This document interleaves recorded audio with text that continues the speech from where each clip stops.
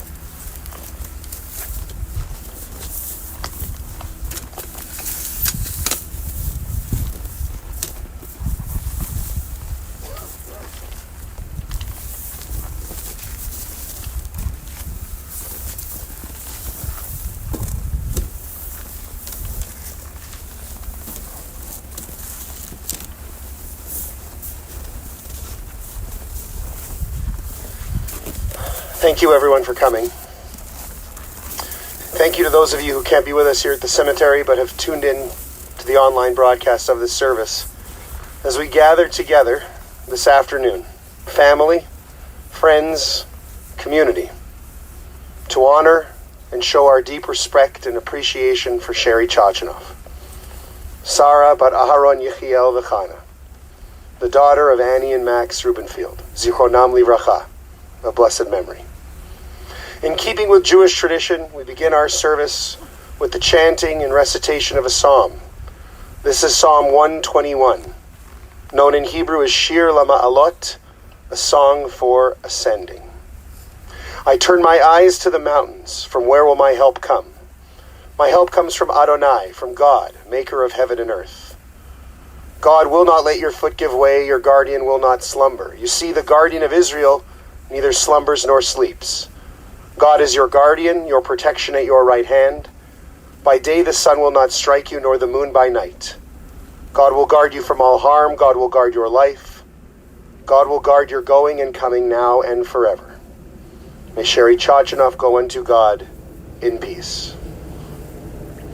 Hatzur tamim paulo kichod rachav mishpat el emunah ve'inav el tzadik v'yasharu. Tzadik Adonai la'amidu la'achayot asher b'yadcha b'gadon kol ruchot chalil lecha zichroneinu limchot v'yihiyu na'einecha v'rachamim aleinu v'kuchot ki lecha Adon harachamim v'haslichot. Adonai natan v'Adonai lakach yehi shem Adonai mevorach. V'hu rachum yechaper avon v'lo yashchid v'hirba la'ashiv apo v'lo yirko chamato v'yashov. Ha'afar al haaretz she'haya ve'aruach tashuv el ha'elohim asher netana. The dust returns to the earth as it was, but the spirit returns to God who gave it. May Shaarey's soul be bound up in the bond of life eternal, and may God send comfort to those who mourn and grant strength to those whose burden is sorrow.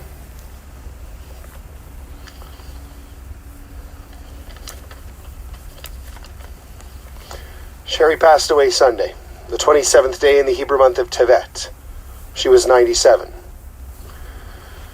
She is survived by her family, her children, Alex and Ruth, Cindy and Charles, Lori and Andy, Shale and Sari, Michelle and Maury.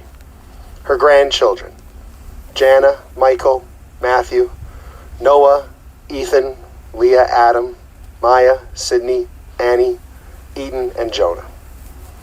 By her sister and brother-in-law, Eddie and Lawrence, by her brother Jack. Shaarey was predeceased by her parents, Annie and Max, by her husband, Ben, and by her sister, Naomi, all of blessed memory. Zichronam livracha. More than a mother, Shaarey Chochinov was a matriarch, central command for the Chochinov family. She kept the family together, regularly getting the whole flock together all the time, through Sunday night dinners, holiday celebrations, and regular phone calls to her out-of-town kids, laden with love and guilt. When are you moving back to Winnipeg? And she showed love, how else? Through food. Food the minute you walked in the door, care packages for the road as you were leaving. But she also showed it through the way she interacted with everyone, through conversation, offering sage advice, curiously asking questions and hanging on the details of every answer. She was a mother, friend, and confidant to her children, all at the same time, without compromising any of those roles. Very quietly, a moral compass for the family. And, always putting herself second, or third, or sixth, she lived vicariously through her kids and her grandkids. Sweet and patient, yet independently minded. She had a stubbornness that fueled her, an attitude that she didn't care what anyone else thought. She was very private, very proud, and lived life on her own terms, her way. We will hear eulogies this afternoon from Alex and Cindy, from Ruth on behalf of the in-laws, and from Michael on behalf of the grandchildren. So I will keep these comments brief. All I wanted to share was this introduction and then this story. Last year, I had the great fortune and honor of officiating 2 weddings of Shaarey's grandchildren, Jana and Michael's, the first of which, Jana's, was held in Shaarey's home. I remember marveling as I arrived and was meeting everyone and talking to family members, how remarkable it was that a woman, 96 at the time, was still living in her home. A home with a lot of stairs, I should add. But it was her kitchen that made an impression on me. I remember multiple fridges and freezers, all in that modestly sized River Heights kitchen. Of course, it was to make it easier for her, not having to traipse through the house to get food, out to a garage or down to a basement, to have all the food, all of her cooking, all of her baking, everything frozen, everything fresh, all at her fingertips, so that she could do what she had done through so much of her life, feed everyone. It was still her go-to move after all that time, and even at that incredible age. It's remarkable. I'd never seen anything like it. But as I've had the opportunity to sit with her family recently and hear their stories about this woman they admire most, their role model, their rock, I've learned that this is perfectly consistent with the way she was. Really, until pretty much the very end. To be a mother was Shaarey Chochinov's calling in life. It was an expression of her Jewish identity, of her overall identity. After all, her Hebrew name is Sarah, the first and truest mother in Jewish tradition. It was through this role that she turned a seemingly simple existence into the fullest life. It was the source of all the joy and richness she soaked up through her 97 years of life, though the exact years are debatable, and the legacy she leaves behind to future generations, who will honor her, not just today, and not just in the weeks, but in the months and years to come, through the stories, their smiles, and even their recipes. May her memory be a blessing, and may she rest in peace. Alex and Cindy.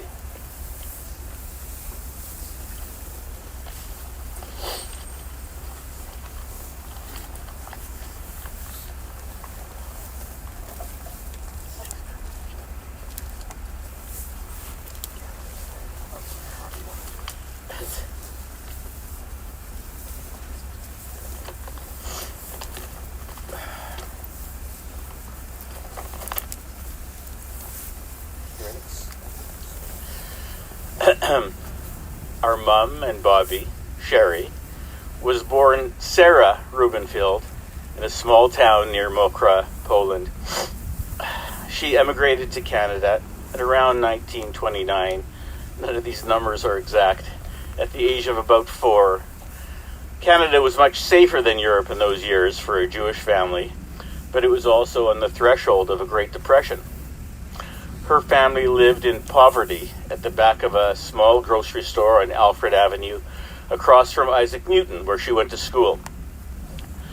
Young Sarah didn't know it at the time, but she would grow to have a life of incredible richness, although not in the literal narrow sense, but some people interpret it.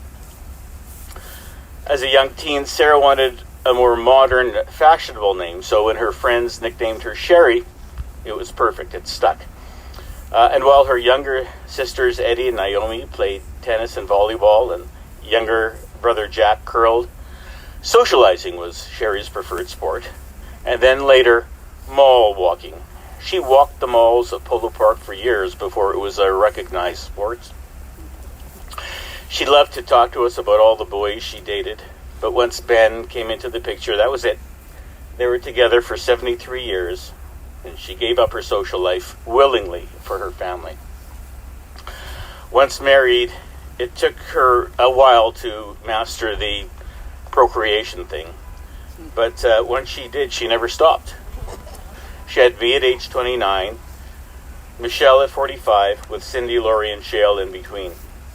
She spent over 40 years making and raising kids, and even after we left, each departure a great upheaval and one of the rare times we'd see Mom cry.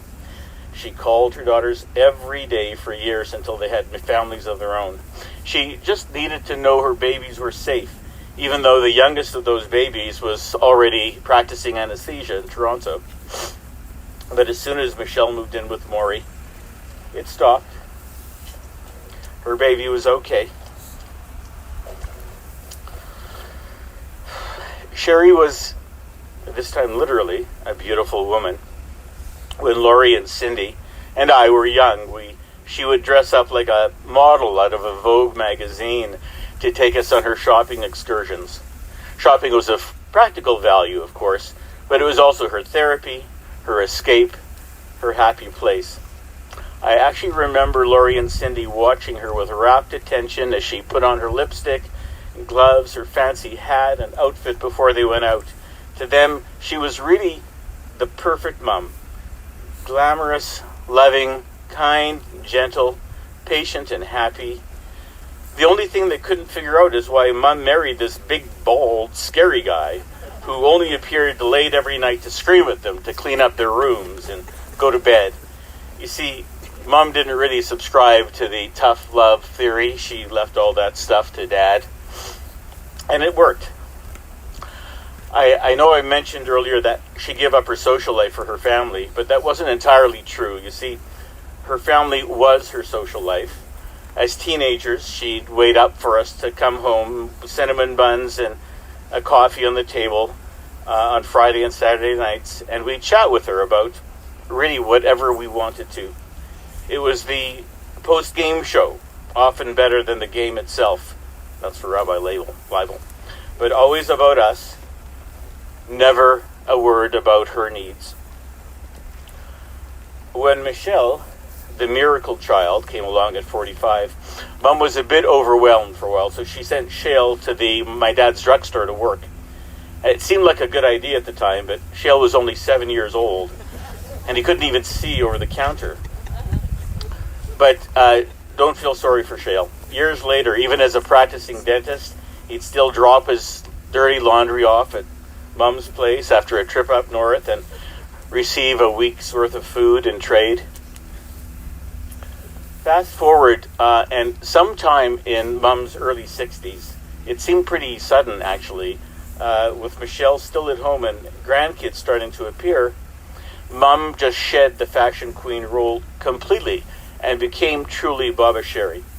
Her grandkids became her life.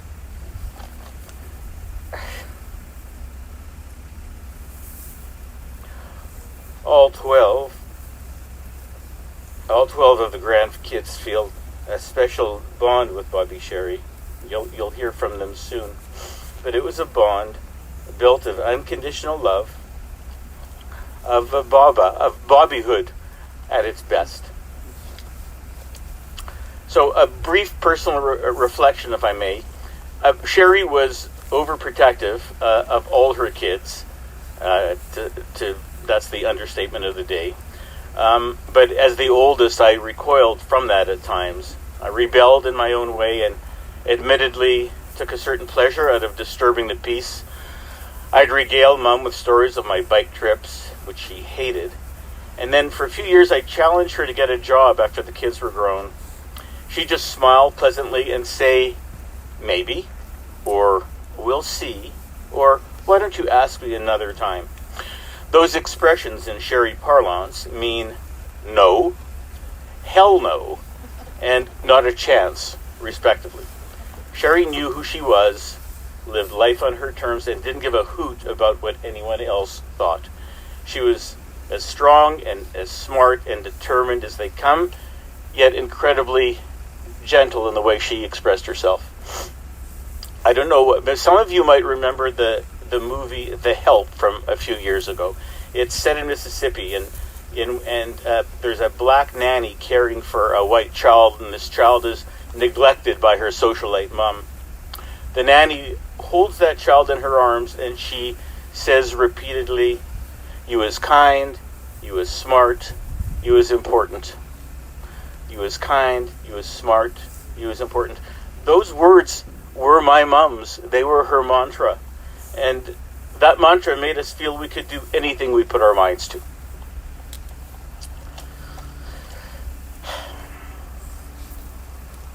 At the age of 89, about 8 years ago, I guess, Mom fractured her left hip, and we thought for sure she'd have to move out of her split-level home. 6 days later, she was back in that home, living life on her terms, cooking and baking, joyfully anticipating her grandkids' next visit. That she was able to do that for 8 additional years was truly a gift.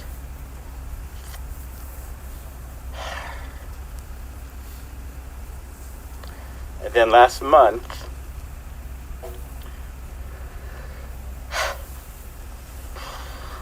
at the age of 97, she broke her other hip, but her spirit was not broken. I recall very well her looking up from her bed at the Grace Hospital and saying with a smile, "I really screwed up this time, didn't I?" And days later, after miraculously breezing through her surgery, she called me into her room. She was asking for me all day. I thought maybe to say she loved me or something. She looked at me and she said, "Get me out of here now. I want to go home." She thought I was the ticket to going home. Well, we never did get her physically out as her body was fading. But she is home now. In the only lasting home we can ever have, in the hearts and in the loving memories of her kids and her grandkids, where she will remain smiling forever.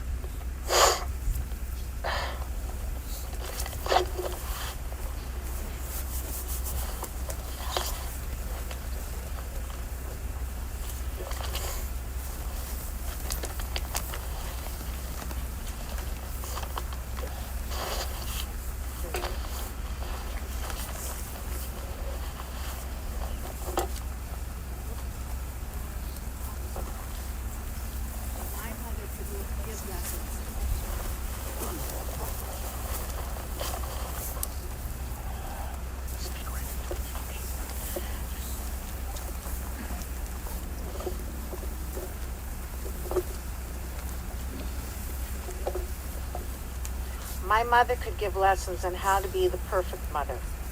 Gentle, kind, compassionate, interested, and most of all, patient. When we were younger, we didn't realize how fortunate we were to grow up in such a warm, nurturing, and happy environment. As far as my mom was concerned, her children were always the best, the brightest, the most beautiful, and she actually had us believing it until we knew better. When Mom was a teenager, she and her girlfriends went to a tea leaf reader. The reader told her that she would see that in her future she would never be rich, but she would always be happy with lots of children. My mom loved telling that story. And they were right about the children and being happy.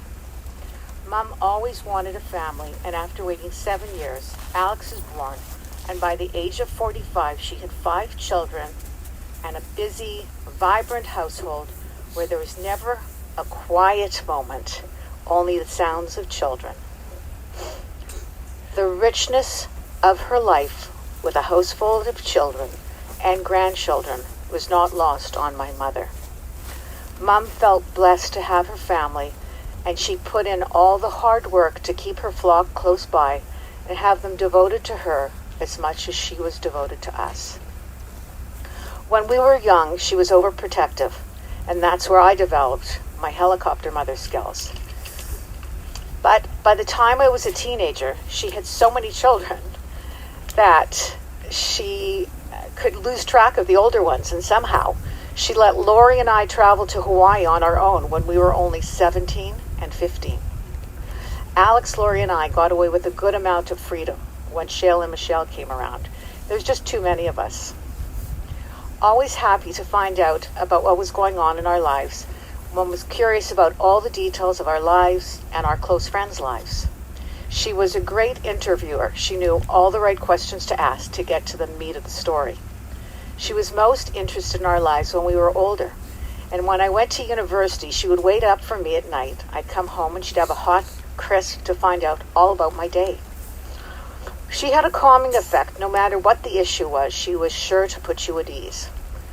I remember phoning her from a payphone from the university and telling her that Chuck Guberman asked me on a date. That was an interesting conversation. And in the end, she loved Charlie like one of her own, and I know he felt the same. It was her children and her grandchildren that made her the happiest. She loved having them at her side, feeding us, loving us, and having us around. And once out of the house and having children of our own, my parents never tired of having the whole brood over every Sunday night for dinners. Mom would cook, Dad would clean, and it never did stop. Even after Dad passed and on her own, and even in her 97th year, having us over for dinner made her the happiest. I do believe that her love, her kindness, and her pure devotion to all of her children gave us all the confidence to be independent and successful in our own lives. If you were lucky enough to know my mom, you would have been in awe by her beauty inside and out. She was pure, gentle, kind, and generous, and her memory is a blessing to everyone she touched in her life. This is so evident in the ladies who cared for my mom in the last 8 years at home after Ben passed away. She had a special relationship with each of them, and they loved my mom and took such great care of her. Shirley Halpenny, Crisilda Magno, Susan Janito, Lisa Comio, Gloria Laconico. My family is indebted to all of you for the kind and loving ways you helped my mother. You have all said such beautiful things about my mom and have told me what a special, beautiful lady Shaarey Chochinov was to you. Shaarey leaves a legacy of being a good neshama, which literally means a good soul. A Yiddish interpretation is, these are rare people who spread around sparkles of inner beauty and pure goodness that make you feel as if you're in the presence of angels. The world could use more Shaarey Chochinovs. We love you, Mom, and you will be in our hearts forever.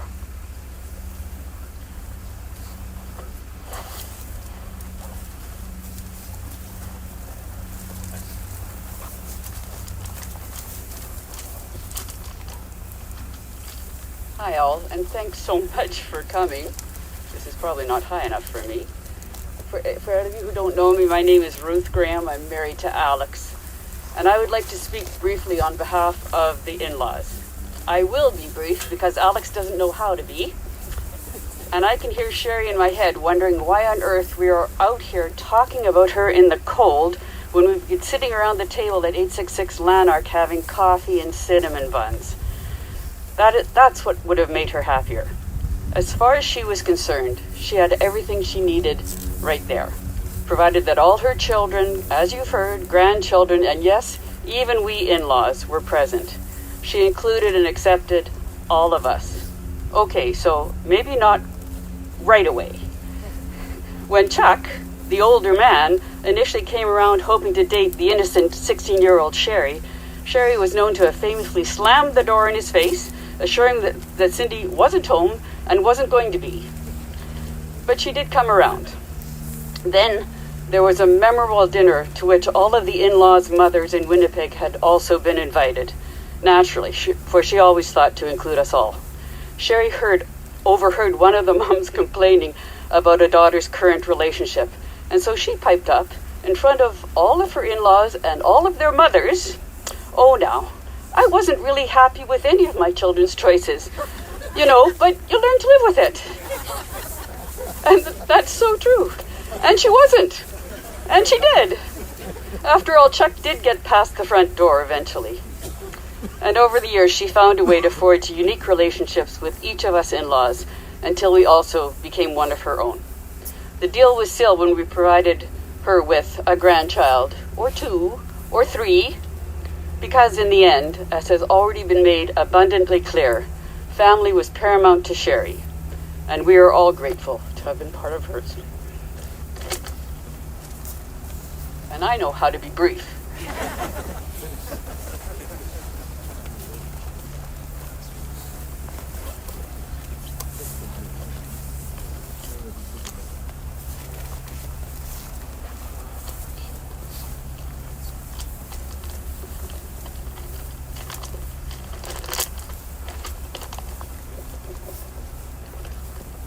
I'm Michael. I'm going to be speaking on behalf of the grandchildren. I have some words written by myself, and then followed by words written by my sister, and then my brother Matthew will come and say the final words here. Rabah Shaarey was my last remaining grandparent, and I was fortunate to be her grandchild. The fact that she lived nearly a century does not diminish the toll her loss will take on all of us. When someone who was with you all the days of your life disappears, you lose a constant. Part of the foundation of your life is cracked. You've lost stability, and you've lost your reliable, dependable source of kugel. Like watching a famous band on a world tour, the die-hard fans just want the hits, and Rabah always delivered. Whether it was chicken soup, salmon and kugel, baked potatoes, apple crisp, or meatballs, Rabah gave her grandchildren exactly what they craved: nourishment and consistency. Supplementing her made-at-home staples was the weekly, if not daily, orders from Guns and Myers. Koilich, knishes, nothings, lavash with chopped liver, cinnamon bread, bagels, cookies, and Jeannie's cake all made regular appearances. I don't know how Guns Bakery is going to make up for the loss of the Chochinov account this year. Rabah will be missed in more ways than one. As much as I could surmise, Baba's singular focus was on the eating habits of her grandchildren. As a kid, when my parents would go out of town, Rabah would invariably call to arrange for us to come over for dinner. She would then always send us home with a healthy amount of food, which she conveniently made too much of. If the parents aren't home cooking for the kids, someone's got to feed them. The logic was solid. As we got older and moved out on our own and our parents would travel, the calls kept coming. Rabah, I would say to her, I don't live with my mom and dad anymore. So, she would ask. The logic was still solid. I will miss her watchful eye, taking in the evening's events on Sunday nights. Those weekly gatherings that began as the separation of grandkids playing Nintendo or the floor is lava in the basement, while the adults talked upstairs, but later grew into conversations all together about our lives and about life. She had her way about her for everything. She approached things subtly, but with great conviction and intention. She was tough to say no to. I cannot tell you the guilt I carried as I boarded a plane to China after receiving a handwritten letter in perfect cursive from Rabah pleading with me not to go. It all worked out in the end, to which my Rabah innocently commented, "What did I know?" and gave that signature look that always seemed to convey the expression, "What can you do? Life goes on." Rabah wasn't always right, but she always wanted the right things. Our Rabah raised us, put food in our bellies and smiles on our faces. It was so nice to be able to put a smile on her face when my wife Natalia and I showed her our wedding video and pictures. It was an honor to place ours amongst the countless family photos covering every table that wasn't used for food. The pain we have been feeling and will continue to feel is that of pure loss, and it is selfish because it's the pain of missing the way she made us feel. The comfort we felt stepping into her home or when she called. It's the pain of knowing that these are now just memories and we will not be living them again. Just thinking about that, it's hard not to well up. We will miss you dearly. And this is from Jana. Rabah and I were close from day one. I was lucky enough to be her first grandchild, which gave us a particularly special bond. She looked after me as a baby. She attended my school and dance performances. She came to Israel for my bat mitzvah, and my wedding, only 21 months ago, was held in her living room because I simply couldn't imagine her not being there for such a special moment. I'm so glad that my husband Peter got a chance to get to know her over the past several years. She was a big fan of Peter. We joked that he was her favorite grandchild because if he wasn't home for a FaceTime, she suddenly had something more important to do. As my dad said to me on Sunday night, it's hard to believe we go forward without Rabah. It just felt like she would somehow always be here. Every Sunday of my childhood and teen years was a standing family dinner at Rabah's, Jeannie's cake present, whether it was a birthday or not. Since I moved away from Winnipeg, the majority of my weekends would include a call or a FaceTime with Rabah. Every trip to Winnipeg would include an almost daily stop at Rabah's, where she would stuff me, and later me and Peter, full of bagels and lox, gold-eye, cottage cheese muffins, and of course several bags of food for the road to somehow fit in my parents' already full fridge. And a dilly bar. Take a dilly bar. And I know each grandchild can attest to having this experience when visiting Baba. It's hard to imagine anything different. I still can't even begin to imagine not having these rituals in my life. But I'm so grateful for all the years we got to share them, and for the memories of Baba that I'll carry with me forever.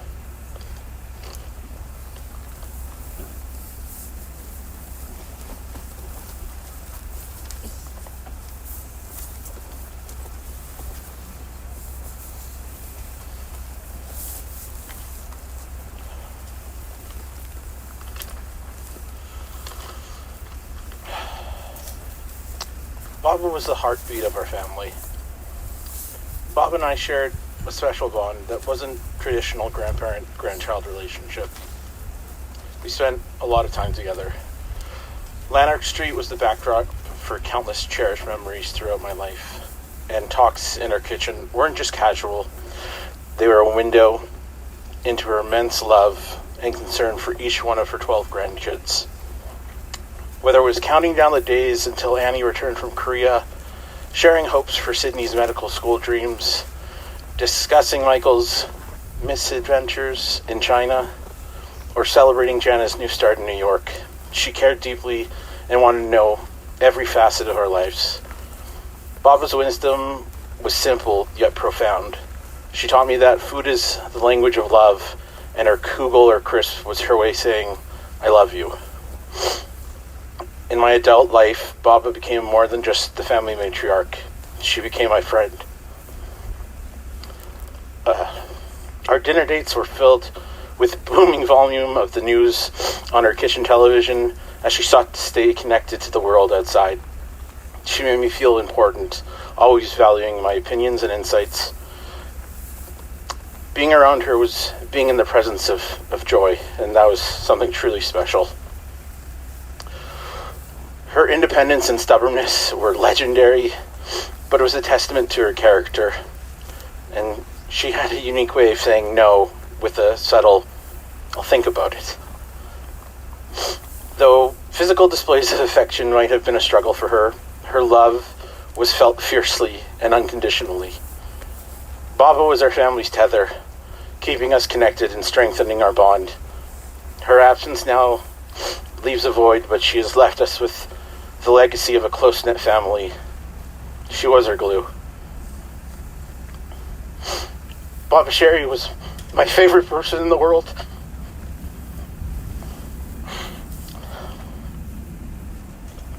I'm grateful for a lifetime of amazing memories with her and our family.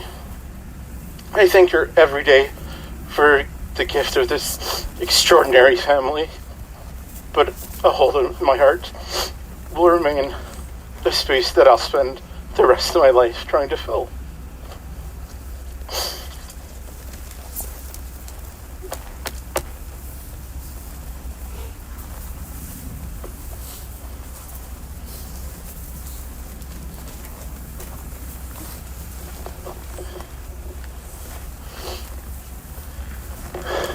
Thank you.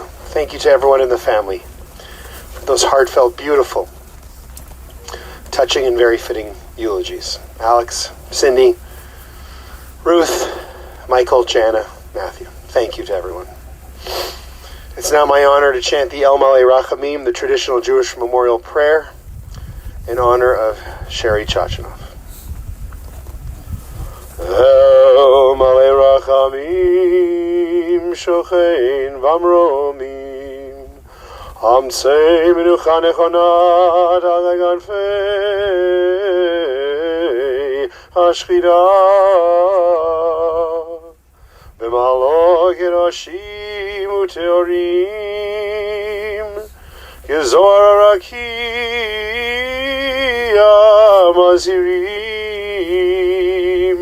En Nishmat Sarah Bad Aharon Yechiel V'chana Shelcha Leolama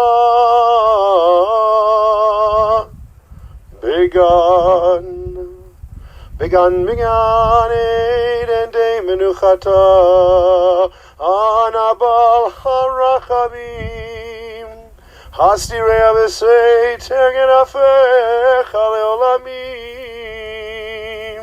utzrur mitzrur achayim hachayim et nishmata Adonai hu nachalata v'tanuach v'shalom